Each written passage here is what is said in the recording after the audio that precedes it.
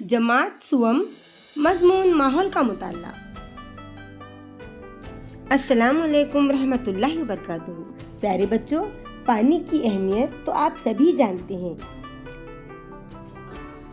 हमें पीने के लिए तो पानी दरकार होता ही है, लेकिन खाना पकाने के लिए, जिस्म की सफाई के लिए, कपड़े धोने के लिए और घर की सफाई के लिए भी हम पानी का इस्तेमाल करते हैं। जानवरों को जिंदा रहने के लिए पानी दरकार होता है। पौधों को भी नशोनुमा के लिए पानी की ज़रूरत होती है।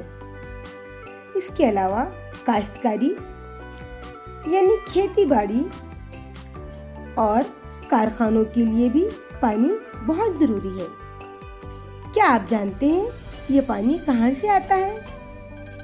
आइए देखते हैं सबक नंबर 9, पानी कहाँ से आता है। बारिश का कुछ पानी जमीन पर बह जाता है, जिसकी वजह से नदियाँ, नाले और झरने वजूद में आते हैं। ये देखिए तस्वीर में आपको नाला और नीचे झरना बताया गया है। बरसात का कुछ पानी गहरे इलाकों में जमा होता है, उससे तालाब बन गए हैं। बारिश का पानी दीवार बनाकर रोका जाता है, उसे बंद कहते हैं। बारिश न होने की सूरत में बंद का पानी इस्तेमाल किया जा सकता है, जैसे हम जायकवाड़ी डैम का पानी इस्तेमाल करते हैं। बारिश का कुछ पानी जमीन में जज्ब हो जाता है। उस पानी को हासिल करने के लिए कुएं खोदे जाते हैं। ट्यूबवेल के जरिए भी ये पानी निकाला जाता है।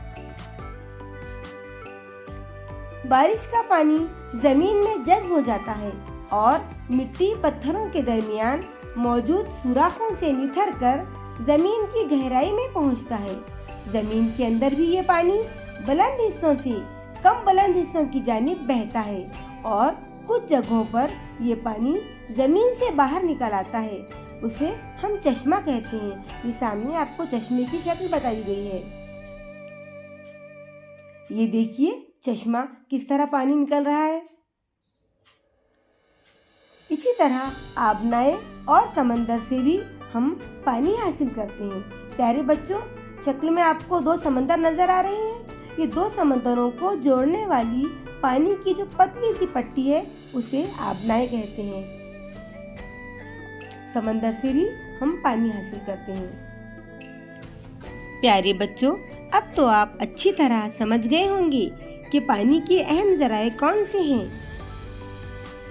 याद रखिए, झरने, नाले, नदियाँ, तालाब, ज़ख़ीरे आब जैसे कि बंद, आबनाए और समंदर वगैरह पानी के अहम ज़राए हैं।